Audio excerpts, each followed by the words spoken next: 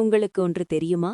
வருடத்தில் ஒரு நாள் வரும் வைகுண்ட ஏகாசி அன்று விரதமிருந்து கண் விழித்து ஸ்வர்க்கவாசல் திறக்கும் நிகழ்வை பார்த்தால் நமது பாவங்கள் நீங்கி ஸ்வர்க்கத்துக்கே போகலாம் என்பது பெரியவர்களின் நம்பிக்கை.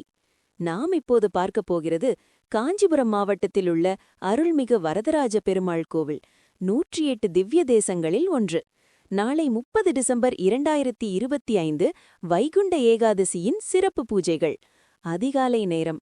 ஆயிரக்கணக்கான பக்தர்கள் அமைதியாக பரமபத வாசல் முன் நிற்கிறார்கள்.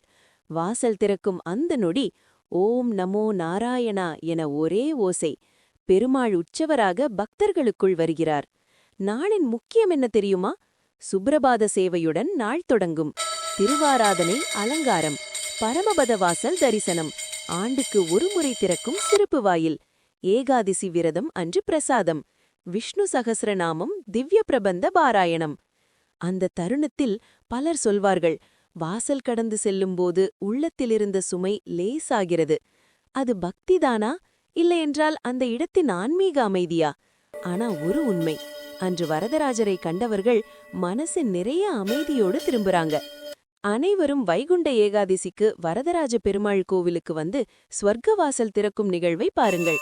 அல்லது அருகாமையில் உள்ள ஏதேனும் ஒரு பெருமாள் கோவில் சென்று வைகுண்ட ஏகாதசியின் ஸ்வர்க்கவாசல் திறக்கும் நிகழ்வை கண்டு மகிழுங்கள். மற்றும் நீங்கள் வாழ்க்கையில் ஒரு முறையாவது காஞ்சிபுரம் வரதராஜ பெருமாள் கோவிலுக்கு வந்து தரிசனம் பண்ணி பாருங்கள். பிறகு உங்கள் வாழ்க்கையில் வரும் மாற்றத்தை பாருங்கள்.